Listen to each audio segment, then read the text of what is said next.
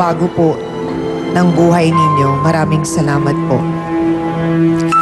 Amina na po tayo mga kapatid. Anong aral na naman po ba ang naisituro ng ating issue sa ating pong lahat sa araw na ito? Sa mga katulad po ni na Lotlot at Aling Emelita, hindi pa po huli ang lahat. May panahon pa upang baguhin ang ating pong mga naging maling gawain. Libre po mga kapatid ang pagbabago. Talikuran na po sana natin ang malungkot, madilim at maling landas. Mapanghamon po ang ating buhay. Pero kung tayo po ay matututong magdasal at manalig sa may kapal, makakatsak po tayong hindi niya po tayo pababayaan. Kaya sana po magtiwala tayo. Maraming salamat po at sinamahan ninyo kami ng isang oras sa aming programa. Salamat sa aking co-host na si Hans Mortel,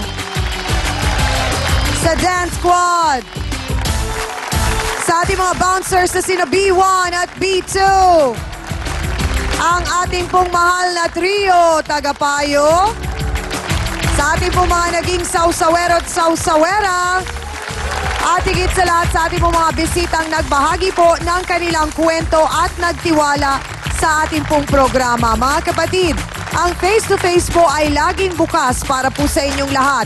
Lumapit lamang po kayo sa amin kung nais po ninyong maglahad ng inyong dinadalang problema sa buhay at makakasiguro po kayong kami ay handang makinig at tumulong po sa inyo. Ako po muli, ang inyong pambansang kapitana, Chang Ami, na laging nagpapaalala, ang problema pwede mong tawanan, pero hindi mo yan dapat talikuran. Kaya kung may problema ka, harapin mo, pag-usapan natin yan, face to face. Para po sa inyo to, mga kapatid.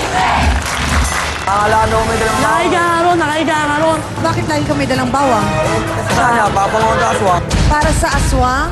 Hindi naman siya aswang, tao siya. Tinanong siya ng iyong kinakasama kung natulog nga kayo. Sinabi naman niya, oo, natutulog naman lahat ng tao, di ba? Dapat walang naglagan. Magtutuwa pa tayo eh. Ano naging reaksyon ng asawa mo nung nalaman niya na may tinikit mga iba? Oo, galit na galit. Ay, siyempre, natural. Alam nga naman magpalitson siya. Tapos, may dalang palaksak. Satak tayo pa nga ako eh. Oh! Kasi ito, tawa pa ng tawa. Makisawsaw na sa Face to Face. Ngayong Martes, bago ang balita ang tapat sa TV5.